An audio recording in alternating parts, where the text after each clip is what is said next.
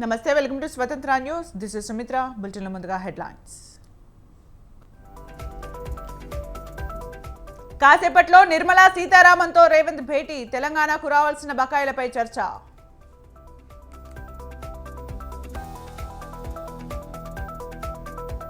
నియోజకవర్గాల ఇన్ఛార్జీల మార్పుపై సీఎం జగన్ కసరత్తు. క్యాంపు కార్యాలయం నుంచి పలువురు నేతలకు పిలుపు.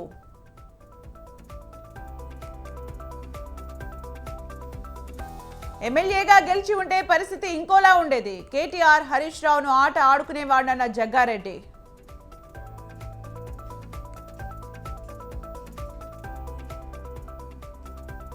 ఏపీ ప్రభుత్వం తెచ్చిన కొత్త చట్టంపై లాయర్ల ఆందోళన. న్యాయవాదుల ఆందోళనకు మద్దతుగా జనసేన సమావేశం.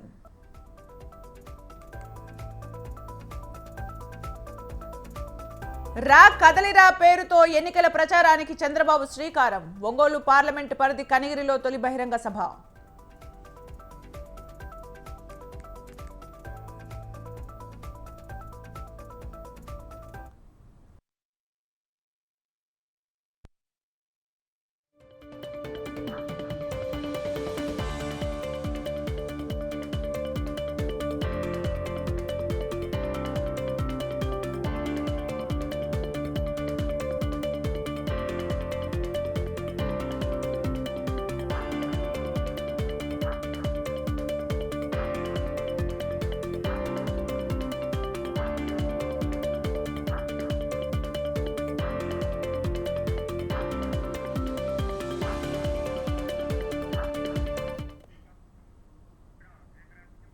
నియోజకవర్గాల ఇన్ఛార్జీల మార్పుపై సీఎం జగన్ కసరత్తు చేస్తున్నారు. ఇప్పటికే 2 విడతల్లో ఇన్ఛార్జీలను ప్రకటించిన పార్టీ మరో విడత ఇన్ఛార్జీల మార్పులు చేర్పులపై కసరత్తు చేస్తోంది. దీంతో ఎమ్మెల్యేలు క్యాంపు కార్యాలయానికి క్యూ కడుతున్నారు.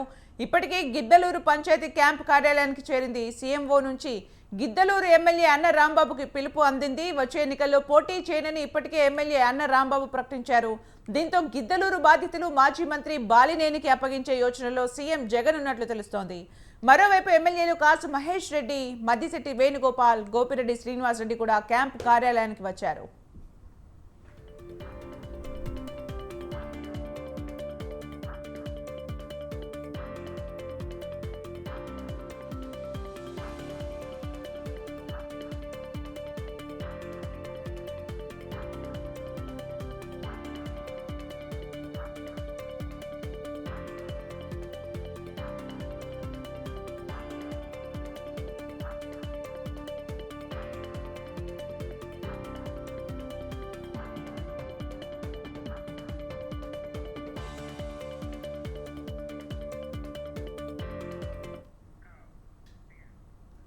రైట్, నియోజకవర్గాల ఇన్ఛార్జీల మార్పుపై సీఎం జగన్ కసరత్తు ముమ్మరం చేశారు. ఇప్పటికే చాలా మంది కార్యాలయంకి చేరుకుంటున్నట్టుగా తెలుస్తోంది. మరిన్ని అప్డేట్స్ మా ప్రతినిధి రమేష్ లైవ్ లో అందిస్తారు. రమేష్, ముఖ్యమంత్రి కార్యాలయం నుంచి ఎవరెవరికి పిలుపు అందింది?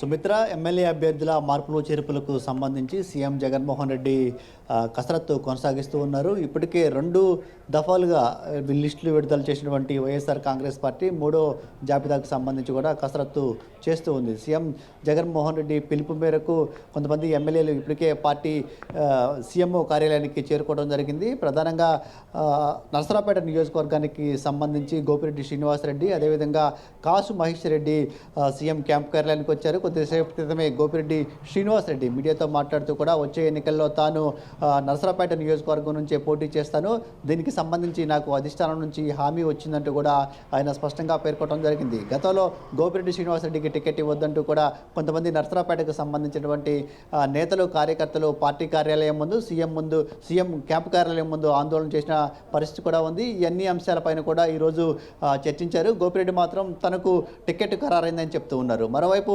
గిద్దలూరు నియోజకవర్గానికి సంబంధించిన ఎమ్మెల్యే అన్న రాంబాబు కూడా సీఎం క్యాంప్ ఆఫీస్కి రావడం జరిగింది. గతంలోనే అన్న రాంబాబు తాను వచ్చే ఎన్నికల్లో పోటీ చేయడం లేదంటూ కూడా ఒక స్పష్టమైన ప్రకటన చేశారు. అదేవిధంగా జిల్లాకు సంబంధించి జిల్లాలో జరుగుతున్నటువంటి పరిణామాలు, జిల్లాలో ఉన్నటువంటి పార్టీ పెద్దలు వ్యవహరించిన తీరుపైన కూడా ఆయన తీవ్ర అసంతృప్తి కూడా వ్యక్తం చేయడం జరిగింది. ఈ నేపథ్యంలో అన్న రాంబాబును కూడా సీఎం జగన్మోహన్ రెడ్డి క్యాంపు కార్యాలయానికి రావాలని పిలిచారు. ఆయన కూడా కొద్దిసేపు క్రితమే సీఎం జగన్మోహన్ రెడ్డితో సమావేశమయ్యారు. వచ్చే ఎన్నికల్లో అన్న రాంబాబు పోటీ నుంచి తప్పుకుంటున్నట్లు ప్రకటించినటువంటి నేపథ్యంలో ఆ స్థానంలో మరొకరికి అవకాశం ఇచ్చేందుకు సీఎం జగన్మోహన్ రెడ్డి కసరత్తు చేస్తూ ఉన్నారు. ప్రధానంగా ఈ రేసులో మాజీ మంత్రి బాలినేని శ్రీనివాసరెడ్డి ప్రముఖంగా వినిపిస్తూ ఉంది. బాలినేని శ్రీనివాసరెడ్డి ప్రస్తుతం ఒంగోలు నుంచి ఎమ్మెల్యేగా ఉన్నారు. అయితే వచ్చే ఎన్నికల్లో బాలినేని శ్రీనివాసరెడ్డిని గిద్దలూరు నియోజకవర్గానికి పంపించి ఒంగోలు స్థానాన్ని మాజీ మంత్రి సిద్ధా రాఘవరావు తనయుడు అతనికి ఇచ్చే అవకాశం కూడా ఉంది. ఆ ఆలోచన కూడా సీఎం జగన్మోహన్ రెడ్డి చేస్తూ ఉన్నారు. ఈ నేపథ్యంలోనే భేటీకి ప్రాధాన్యత సంతరించుకుందని కూడా చెప్పుకోవచ్చు. అంతేకాకుండా గురజాల నియోజకవర్గానికి సంబంధించి కూడా ఇప్పటికే కాశ్ మహేష్ రెడ్డి అదేవిధంగా ఎమ్మెల్సీ జంగా కృష్ణమూర్తి రెండు వర్గాలుగా విడిపోయి ఉన్నారు. వచ్చే ఎన్నికల్లో బీసీ సామాజిక వర్గానికి సంబంధించినటువంటి జంగా కృష్ణమూర్తి ఎమ్మెల్యే టికెట్ ఆశిస్తూ ఉన్నారు. ఈ నేపథ్యంలోనే ఈ నియోజకవర్గంలో జరుగుతున్నటువంటి విభేదాలపైన చర్చించేందుకు కాసు మహేష్ రెడ్డిని సీఎంఓకి పిలిపించడం జరిగింది. కాసు మహేష్ రెడ్డితో కూడా నియోజకవర్గంలో జరుగుతున్న పరిణామాలపైన చర్చిస్తూ ఉన్నారు. ఇక వీరితో పాటు రాజంపేటకు సంబంధించినటువంటి ఎమ్మెల్యే రావడం జరిగింది. అదేవిధంగా నరసరావుపేటకు సంబంధించినటువంటి ఎంపీ లావు శ్రీకృష్ణదేవరాయలు, అలాగే మైలవరానికి సంబంధించిన ఎమ్మెల్యే వసంత కృష్ణప్రసాద్ కూడా సీఎం క్యాంపు కార్యాలయానికి రావడం జరిగింది. ఈరోజు ఉదయం కాపు రామచంద్రారెడ్డి కూడా సీఎంఓకి రావడం జరిగింది. కాపు రామచంద్రారెడ్డి కూడా వచ్చే ఎన్నికల్లో టికెట్ దక్కే అవకాశం లేదని పెద్ద ఎత్తున ప్రచారం జరుగుతుంది. రాయదుర్గం నియోజకవర్గం నుంచి కాపు రామచంద్రారెడ్డి ప్రస్తుతం ఎమ్మెల్యేగా ప్రాతినిధ్యం వహిస్తూ ఉన్నారు. అయితే వచ్చే ఎన్నికల్లో కాపు రామచంద్రారెడ్డి బదులు వేరొకరికి టికెట్ ఇచ్చే ఆలోచన సీఎం జగన్మోహన్ రెడ్డి చేస్తూ ఉన్నారు. అయితే కాపు రామచంద్రారెడ్డి మాత్రం వచ్చే ఎన్నికల్లో కూడా తనకే టికెట్ కేటాయించాలని కోరుతున్న పరిస్థితి ఉంది. మరోవైపు కర్నూలు జిల్లాకు సంబంధించి మంత్రి గుమ్మనూరు జయరాం కూడా సీఎం క్యాంపు కార్యాలయానికి రావడం జరిగింది. సీఎం జగన్మోహన్ రెడ్డితో సమావేశమయ్యారు.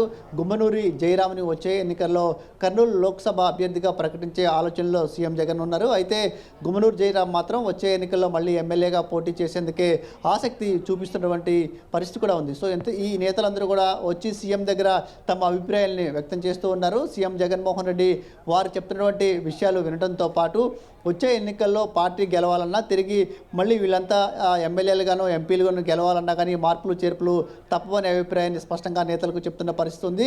కొత్తగా ఎవరికైతే సమన్వయకర్త బాధ్యతలు అప్పగిస్తారో వారందరికీ సహకరించాలి, వచ్చే ఎన్నికల్లో పార్టీ గెలుపు కోసం పనిచేయాలని కూడా చెప్తున్నటువంటి పరిస్థితి కూడా ఉంది. ఇక ఈ కసరత్తు ఇవాళ రేపు కూడా కొనసాగనుంది. ఆ తర్వాత మూడో జాబితాకు సంబంధించి అభ్యర్థులకు సంబంధించినటువంటి పేర్లను కూడా ప్రకటించే అవకాశం అయితే కనిపిస్తూ ఉంది. సుమిత్ర, రమేష్, అంటే మూడో లిస్టులో ఎవరెవరిని మార్చే అవకాశం ఉంది? ఆ నెంబర్స్ ఏమైనా తెలిసే అవకాశం ఉందా? అంటే ఇప్పటికే మొత్తం 13 జిల్లాలకు సంబంధించి కొద్దిమంది ఎమ్మెల్యేలను గతంలోనే పిలిపించి మాట్లాడటం జరిగింది. ప్రధానంగా విశాఖ జిల్లాకు సంబంధించినటువంటి ఎమ్మెల్యేలు పెందుర్తి ఎమ్మెల్యే, అదేవిధంగా విశాఖ దక్షిణ ఎమ్మెల్యే వాసుపల్లి గణేష్ని కూడా పిలిపించి మాట్లాడినటువంటి పరిస్థితి ఉంది. ఆ రెండు నియోజకవర్గాల్లో కూడా మార్పులు ఉంటాయని ప్రచారం జరుగుతుంది. వీటితో పాటు గుంటూరు జిల్లాకు సంబంధించిన పన్నూరు ఎమ్మెల్యే కిలార్ రోషిని కూడా పిలిపించి మాట్లాడినటువంటి పరిస్థితి ఉంది. అదేవిధంగా కృష్ణా జిల్లాకు సంబంధించి మంత్రి జోగి రమేష్కి కూడా స్థానచలనం ఉంటుందని పెద్ద ఎత్తున ప్రచారం జరుగుతుంది. ఈ నియోజకవర్గాలకు సంబంధించి ఇప్పటికే చర్చలు జరిగాయి. అదేవిధంగా ఇటు అనంతపురం, కర్నూలు, చిత్తూరు జిల్లాలకు సంబంధించినటువంటి కొంతమంది ఎమ్మెల్యేలతో కూడా గతంలోనే పార్టీకి సంబంధించిన పెద్దలు కావచ్చు సీఎం జగన్మోహన్ రెడ్డి కూడా మాట్లాడటం జరిగింది. అయితే మొదటి జాబితాలో కానీ రెండో జాబితాలో కానీ ఈ నియోజకవర్గాలకు సంబంధించి నిర్ణయం తీసుకోలేదు. ఇప్పుడు ఆ నియోజకవర్గాలతో పాటు కొత్తగా మరికొన్ని నియోజకవర్గాలకు సంబంధించినటువంటి కసరత్తు కూడా జరుగుతుంది. కాబట్టి వాటన్నిటిపైన త్వరలోనే సీఎం జగన్మోహన్ రెడ్డి కానీ వైఎస్ఆర్ కాంగ్రెస్ పార్టీ కానీ ఒక స్పష్టమైనటువంటి ప్రకటన చేసే అవకాశం ఉంది. ఎమ్మెల్యే అభ్యర్థుల మార్పులు చేర్పులకు సంబంధించిన జాబితాను కూడా విడుదల చేసే అవకాశం ఉంది. గత 2 దఫాలుగా చూస్తే కొంతమంది సిట్టింగ్ ఎంపీలుగా ఎవరైతే ఉన్నారో వారిని ఎమ్మెల్యేలుగా పోటీ చేయించాలని సీఎం భావించడం జరిగింది. వారికి సమన్వయకర్త బాధ్యతలను కూడా అప్పగించారు. 4 ఎంపీలకు అసెంబ్లీ సమన్వయకర్తలుగా నియమించడం జరిగింది. సో రానున్నటువంటి రోజుల్లో కొంతమంది సిట్టింగ్ ఎమ్మెల్యేలను ఎంపీలుగా పంపించే ఆలోచన కూడా సీఎం జగన్మోహన్ రెడ్డి చేస్తూ ఉన్నారు. దానికి సంబంధించినటువంటి కసరత్తు కూడా కొనసాగుతున్నటువంటి పరిస్థితి ఉంది. 2వ దఫాలో అనకాపల్లి నుంచి ప్రాతినిధ్యం వహిస్తున్నటువంటి మంత్రి గుడివాడ అమర్నాథ్కి సంబంధించి అక్కడ కొత్త అభ్యర్థిని ప్రకటించారు. కానీ గుడివాడ అమర్నాథ్కి ఎక్కడ టికెట్ ఇస్తున్నామనే విషయాన్ని ఆ జాబితాలో ప్రకటించలేదు. ఇవన్నీ కూడా నెక్స్ట్ జాబితాలో వచ్చే అవకాశం ఉంటుంది. Thank you, Ramesh, for the updates.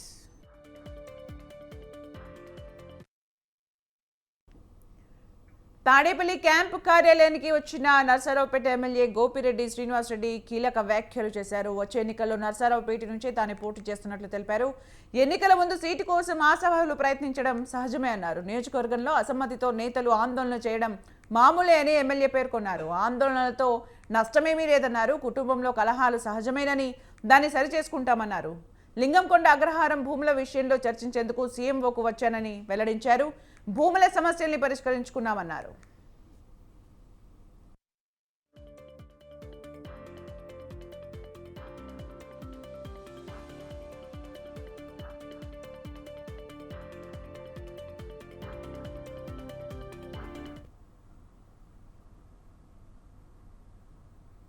కొంతమంది ఆందోళన చేశారు, మీకు సీట్ ఇవ్వద్దని వాళ్ళు ఆందోళన చేశారు.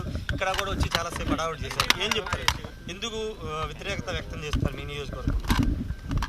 కుటుంబం అన్న తర్వాత ఎవరో ఉంటారు కొంతమంది, ఇద్దరు అన్నదమ్ముల మధ్య గొడవలు అవుతూ ఉన్నాయి.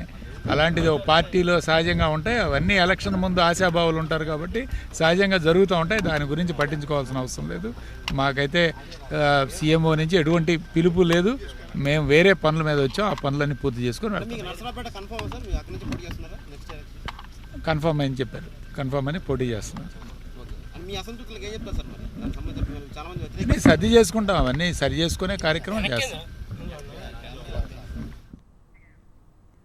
సమగ్ర భూరక్ష చట్టం వల్ల న్యాయవాదులకు అనేక ఇబ్బందులు వస్తాయని జనసేన అధినేత పవన్ కళ్యాణ్ అన్నారు. గుంటూరు, విజయవాడ బార్ అసోసియేషన్ల న్యాయవాదులు జనసేన కార్యాలయంలో పార్టీ అధినేత పవన్ కళ్యాణ్ను కలిశారు. సమగ్ర భూరక్ష చట్టంలో లోపాలపై న్యాయవాదులతో పవన్ చర్చించారు. రాష్ట్ర ప్రభుత్వం తెచ్చిన కొత్త చట్టంపై ఆందోళన వ్యక్తం చేశారు. న్యాయవాదుల పోరాటానికి మద్దతుగా ఉంటామని సందర్భంగా పవన్ ప్రకటించారు. విశాఖలో దోచుకున్న ఆస్తుల్ని చట్టబద్ధం చేసుకునేందుకే ఈ చట్టం తీసుకొచ్చారా అని పవన్ కళ్యాణ్ ప్రశ్నించారు. ఈ చట్టం వల్ల ఋషికొండను దోచుకుని నచ్చిన వారికి రాసుకోవచ్చన్నారు.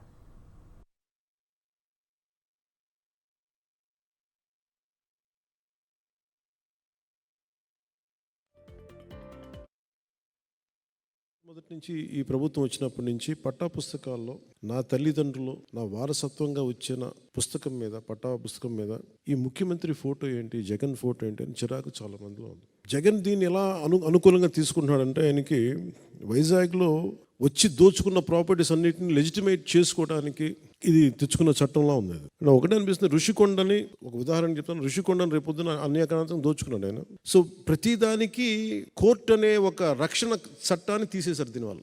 దీన్ని నేను ప్రజలకి, సగటు మనిషికి, సగటు ఇంట్లో వంట చేసుకునే ఒక ఆడపడుచుకు కూడా, కేవలం గృహిణికి కూడా ఇది అర్థం అయ్యేలాగా నాకు మరింత లోతుగా దీన్ని తీసుకెళ్ళాలి. మీరు దేనికైతే పోరాటం చేస్తున్నారో, దేనికైతే ఉద్యమిస్తున్నారో, ఇది నేను సంపూర్ణంగా తీసుకెళ్ళాలి అంటే, ఎందుకంటే ఇది నాకు దీని తాలూకు గ్రావిటీ, దీని తాలూకు సీరియస్నెస్ నాకు అర్థమవుతుంది. నేను విన్నది మొట్టమొదటి నుంచి ఈ ప్రభుత్వం వచ్చింది.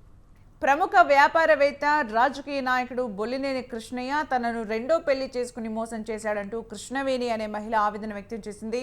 3 పిల్లలు పుట్టాక బాబు, పాపని తన వద్ద నుంచి తీసుకెళ్లిపోయి వీరికి తల్లిదండ్రులను సృష్టించాడని కృష్ణవేణి ఆరోపిస్తోంది. బొల్లినేని కృష్ణయ్యతో తనకు ప్రాణహాని ఉందని, తనకు న్యాయం చేయాలని కృష్ణవేణి కోరింది. అవసరమైతే పోలీస్ స్టేషన్లో కూడా ఫిర్యాదు చేస్తానంటున్న కృష్ణవేణితో మా ప్రతినిధి పవన్ ఫేస్ టు ఫేస్. వ్యాపారవేత్త, రాజకీయ నాయకుడు బొల్లినేని కృష్ణయ్య తనను మోసం చేశాడంటూ కూడా మహిళ ఆవేదన వ్యక్తం చేస్తున్న పరిస్థితి కూడా చూస్తున్నాము. మొదటి భార్య ఉండగా తనను రహస్యంగా రెండో వివాహం చేసుకొని 3 పిల్లల్ని కూడా కనిన తర్వాత తనను పట్టించుకోవట్లేదని చెప్పి కూడా మీడియా ముందు కూడా వచ్చింది. అసలు బొల్లినేని కృష్ణయ్యకు బాధితురాలు కృష్ణవేణికి ఎప్పుడు సంబంధం ఏర్పడింది, ఎప్పుడు పెళ్లి చేసుకున్నారో దానికి సంబంధించి పూర్తి వివరాలు మనతో మాట్లాడడానికి ఉన్నారు. చెప్పండి మేడం, అసలు మీకు బొల్లినేని కృష్ణయ్య ఎలా పరిచయం అయ్యారు, దాని తర్వాత ఎప్పుడు వివాహం చేసుకున్నారు? అంటే నేను మెడ్విన్ హాస్పిటల్లో అకౌంట్స్ డిపార్ట్మెంట్ అండి. నేను అకౌంట్స్ డిపార్ట్మెంట్లో ఉంటే తన ఫ్రెండ్ అక్కడ ఉండేవాళ్ళు. తనకి రిలేటివ్స్ అండ్ తన ఫ్రెండ్ ఉండేవాళ్ళండి అక్కడ మెడ్విన్ హాస్పిటల్లో, బీకే రావు గారు అని. ఆయన దగ్గరికి ఆయన డైలీ వస్తుండేనండి, వచ్చేవాళ్ళు. అలా నన్ను చూసి ఇంక ఈ అమ్మాయి బాగుంది, చాలా బాగుందని వాళ్ళ ఫ్రెండ్తో చెప్పారు. అట్లా నా వెనకాల పడి నన్ను బాగా, రోజు నువ్వంటే ఇష్టం అని, అప్పటికి తను ఎమ్మెల్యేగా ఉన్నారండి. 2004 ఫిబ్రవరిలో, 2003లో అతనితో పరిచయం ఏర్పడ్డాక 2004 ఫిబ్రవరి 16th చిన్న అమ్మవారి గుడిలో నన్ను తాళి పెళ్లి చేసుకున్నారండి. చేసుకున్నాక ఇంకేమైందంటే తర్వాత నెక్స్ట్ అతనికి నేను నేను 2004 పెళ్ళైనప్పటికే నేను ఆల్రెడీ ప్రెగ్నెంట్లో ఉన్నానండి. సో తను ఏం చెప్పారంటే, సరేని నేను బంజారా హిల్స్లో ఇల్లు తీసుకుంటా, నిన్ను అక్కడ పెడతాను, నువ్వు అక్కడ ఉండు అని చెప్పి నన్ను ఒంటరిగానే తీసుకొచ్చి అక్కడ పెట్టారండి. పెడితే నేను అక్కడ ఉన్నానండి. 2004 ఆగస్ట్ 31 మా అబ్బాయి పుట్టాడండి. అతని బ్యాక్గ్రౌండ్ ఏంటి, అతనికి పిల్లలు ఉన్నారా లేరా అవేవి నాకు తెలియదండి. నాకు తెలీదు. అతనికి అప్పుడు అతని ఏజ్ 59 అనుకుంటా అండి మేబీ. సో జస్ట్ నౌ అతని ఏజ్ 83 అండి. అతనితో నాకు మ్యారేజ్ అయ్యి 20 ఇయర్స్ అవుతుందండి. ఇప్పుడు ఏం చెప్తున్నారంటే, అతను నా బాబు ఫస్ట్ పుట్టాడండి. పుట్టంగానే ఒక 1 ఇయర్ అయిందండి. 1 ఇయర్ అవ్వగానే ఇంకా నెక్స్ట్ ఏం చెప్పారంటే, నా పిల్లలు నేనింత పెద్ద కోటీశ్వరుడిని, నా పిల్లలు ఇలా ఇలా చీకటి బతుకులో బతికితే నాకు ఇష్టం ఉండదు. సో నా పిల్లలకి నా ఇంటికి తీసుకెళ్తే నాకు ఇష్టము. నా బ్రదర్స్ నా ఆస్తి కొట్టేయాలని ప్లాన్ చేస్తున్నారు. సో ఎప్పుడు చూస్తే నీకు పిల్లలు లేరు కదన్నా, నీ ఆస్తి మా పిల్లలకి రాసే అని అంటున్నారు. సో అందుకనే నా పిల్లలు కదా వీళ్ళు, నా బాబుని నేను తీసుకెళ్తా అని అన్నారండి. అంటే నేను చెప్పాను, వద్దు తీసుకెళ్ళకు, నేను ఇవ్వను అని చెప్పాను. నీకు పిల్లలు లేరన్న విషయము అట్లా నాకేమీ చెప్పలేదు కదా, మీరు ఇప్పుడు అట్లా తీసుకెళ్ళిపోతారండి, అట్లా తీసుకెళ్ళొద్దు అని అన్నానండి. అప్పటికి నాకు ఎవరి సపోర్టు లేదండి. ఎందుకంటే ముసలాడిని చేసుకున్నానని మా ఫ్యామిలీ నన్ను సపోర్ట్ చేయలేదండి. సో ముఖ్యంగా చూస్తే ముగ్గురు పిల్లలకు సంబంధించి ఇప్పుడు ఆ పిల్లలు ఎక్కడ ఉన్నారో వాళ్ళు డీటెయిల్స్ చెప్పండి. ఆ పిల్లలు ఏంటంటే బాబుని తీసుకెళ్తా అని 1 ఇయర్ అప్పుడు స్టార్ట్ చేశారండి. 1 ఇయర్ అప్పుడు స్టార్ట్ చేసి ఆ 1 ఇయర్ అయినప్పటికి మళ్ళీ నేను సెకండ్ ప్రెగ్నెంట్ వచ్చానండి. వచ్చేసరికి 1 ఇయర్లో అతను ఏం చేశారంటే, 1 ఇయర్లో అతను బాబుని తీసుకెళ్తాను నన్ను వేధించి, నేను ప్రెగ్నెంట్లో ఉన్నా కూడా, పెద్ద పాప అప్పుడు నేను ప్రెగ్నెంట్లో ఉన్నా కూడా నన్ను వేధించి విసిగించి, అలాగా పెద్ద పాప పుట్టి 5th మంత్ అవుతుంది, బాబుని తీసుకెళ్ళిపోయారండి దసరా రోజు. బాబుకి అప్పుడు 2.5 ఇయర్ అండి. అది అయిపోయినాక పెద్ద పాప ఎదుగుతుంది కదండి, ఎదుగుతుండగా పెద్ద పాపకి మళ్ళీ 1 ఇయర్ వచ్చేసరికి ప్లాన్ చేసాడండి. చేసి నాకు ఈ పాపని ఇచ్చేసే, నా ఇంట్లో ఎవరని ఇలా పెరుగుతుంది, నా బ్రదర్స్ వల్ల నా పిల్లలు నాకు లేరు అంటున్నారు కదా, సో నా పిల్లల్ని నేను బాగా పెంచుతాను, సో నాకు ఇచ్చేసే అని నన్ను ఫోర్స్ చేశారండి. 2 months నుంచి ఒక 2 lakhs అకౌంట్లో వేస్తున్నాడండి. ఎప్పుడు ఇవ్వడండి. మేము అప్పులు చేసుకొని, అదిగోండి శారీస్ అమ్ముకుంటున్నా, శారీస్ బిజినెస్ పెట్టుకున్నాను. ఆయన లెవెల్కి నేను శారీస్ అమ్ముకుంటున్నాను అంటే మీరు నమ్ముతారండి? రెండో పాప ఎక్కడ ఉంది దీనికి సంబంధించి? రెండో పాపని ఏం చేశాడంటే, తీసుకెళ్ళాడు ఈయన ఇంటికి అని చెప్పేసి తీసుకెళ్ళిపోయి, నన్ను కాదని మరీ తీసుకెళ్ళిపోయి, నన్ను దబాయించేసి తీసుకెళ్ళిపోయి, లోటస్ హాస్పిటల్ ఓనర్స్ ఎవరైతే ఉన్నారో హేమ ప్రసాద్ వాళ్ళ ఇంట్లో వాళ్ళకి బిడ్డగా పెట్టాడండి. వేరే ఫ్రెండ్స్ ద్వారా తెలుసుకొని నా కొడుకు కాంటాక్ట్ అయినానండి. నేను 3 years అవుతుంది. ఈరోజు ప్రధానంగా ఏం న్యాయం కావాలంటున్నారు? మీ డిమాండ్ ఏముంది? నాకు డిమాండ్లు ఏం లేవండి. నా దగ్గర ఇంకొక 3వ పాప, ఇప్పుడు చిన్న పాప ఉందండి. చిన్న పాప ఇప్పుడు 7th క్లాస్ చదువుతుందండి. పాపనే ఎవరితోనైనా మాట్లాడి పాపనే తన వైపుకి తిప్పుకోవాలి, పాపను ఎత్తుకుపోవాలి, పాపను తీసుకోవాలి. నా పాపది నాకేం కావాలి, దాంతో నా పని లేదు. ఎప్పుడు నా లైఫ్ ఏంటి, నా ఫ్యూచర్ ఏంటి అని అడిగితే, నేను చచ్చిపోతా కదనే, నువ్వు కూడా చచ్చిపో, మా తమ్ముళ్ళు మా చుట్టాలు వచ్చి పాపను తీసుకొని బాగా చూసుకుంటారు.